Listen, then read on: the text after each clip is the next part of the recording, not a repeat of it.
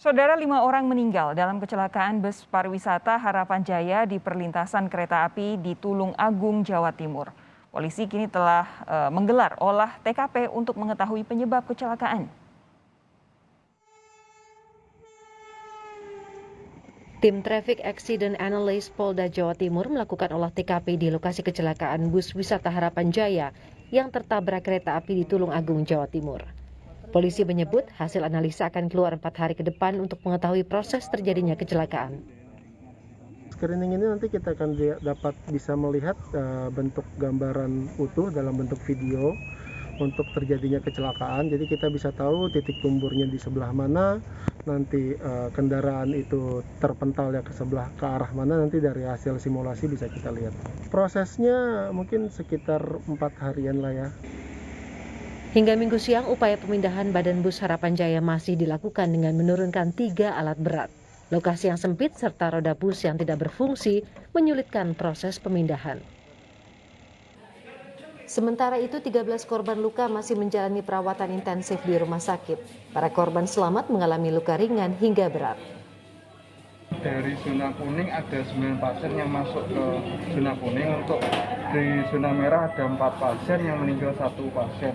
Untuk kondisinya rata-rata yang zona kuning ada beberapa yang mengalami patah tulang, kemudian ada trauma di dada maupun di punggung. Mungkin kebanyakan dari benturan. Terus ada beberapa yang mengalami cedera kepala, ada luka robekan di kepala, masih dilakukan CT scan untuk mengetahui dalam lukanya. 5 korban meninggal akibat kecelakaan bus dengan kereta api di Tulung Agung telah diserahkan ke pihak keluarga. Kelima korban meninggal terdiri dari 3 perempuan dan 2 laki-laki. Tabrakan antara bus Harapan Jaya dengan kereta api Doho terjadi di perlintasan kereta api di Kecamatan Rejo Tangan, Kabupaten Tulung Agung, Jawa Timur pada Minggu pagi. Bus ini membawa 41 penumpang yang hendak berwisata menuju kawasan Kota Batu Malang. Tim Liputan Kompas TV. Lalu bagaimana kondisi para korban luka akibat tabrakan antara bus wisata dan kereta api di Tulung Agung, Jawa Timur? Saya langsung bertanya kepada jurnalis Kompas TV Dimas Budi di Rumah Sakit Iskak Tulung Agung. Dimas, selamat malam. Jadi berapa total korban yang sampai saat ini masih dirawat di rumah sakit?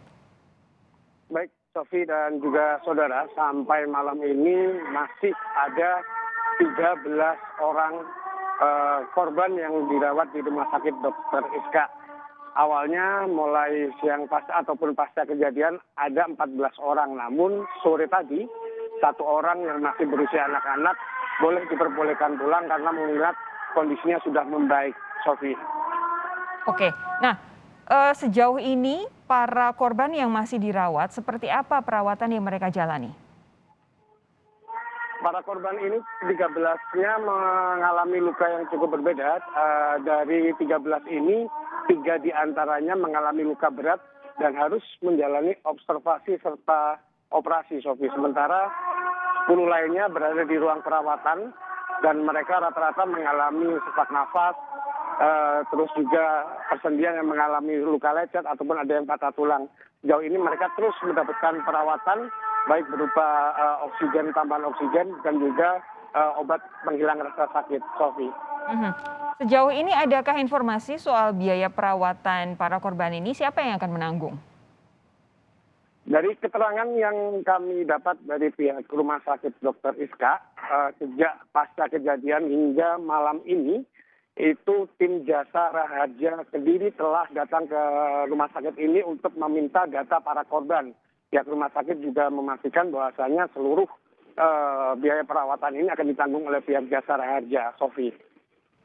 Oke, jadi ditanggung oleh pihak jasa Raharja ya? Betul, Sofi. Oke, Dimas, terima kasih atas laporan Anda langsung dari Tulung Agung.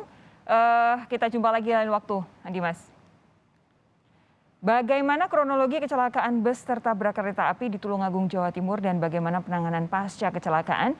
Saya saat ini akan bertanya kepada Kepala Satuan Lalu Lintas Polres Tulung Agung, AKP Muhammad Bayu Agustian. Pak Bayu, selamat malam. Sehat, Pak? Selamat malam, Mbak. Sebenarnya bagaimana sih, Pak, kronologi kecelakaan yang terjadi pagi tadi, Pak? Oke, baik. Jadi pada pukul 05.16 waktu Indonesia bagian Barat, ada direncanakan untuk kegiatan berwisata salah satu karyawan toko plastik yang ada di wilayah Tulungagung. Mereka berangkat direncanakan menggunakan 3 kendaraan bus, menggunakan bus Harapan Jaya ini. Kemudian setelah lengkap mereka berangkat, kurang lebih dari lokasi itu 500 meter itu adalah rel pelintasan yang tanpa palang pintu. Ketika melintas bus pertama, kemudian bus kedua melintas, barulah terjadi kecelakaan lalu lintas tersebut. Jadi untuk yang bus yang urutan kedua ini, inilah yang terlibat laka dengan kereta api yang tujuan ke arah Surabaya. Seperti itu.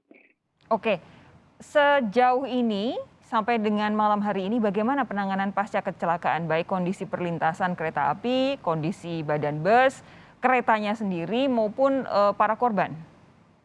Baik, jadi kalau untuk kondisi di lokasi saat ini memang proses evakuasi masih berlangsung karena memang kondisi yang lumayan sempit sehingga harus membutuhkan beberapa alat berat untuk mengevakuasinya.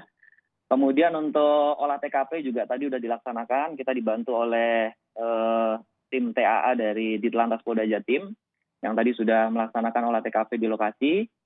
Kemudian untuk kereta api sendiri, ini saat ini sudah menuju ke Blitar untuk proses perbaikan.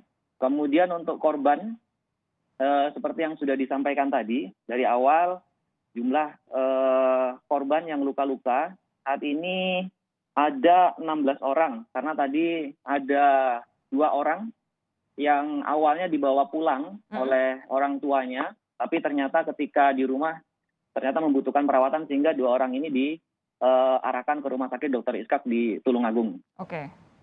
Untuk korban yang meninggal dunia tadi sore sekira pukul 17.00 sudah diserah terimakan jenazahnya kepada pihak keluarga dan juga dari pihak Jasara Harja juga tadi sudah langsung memberikan santunan kepada ahli waris. Baik, untuk para korban ini saya duga adalah para penumpang bus ya Pak ya? Betul, semuanya penumpang bus. Adakah mungkin sopir bus atau kernet bus yang jadi korban, Pak?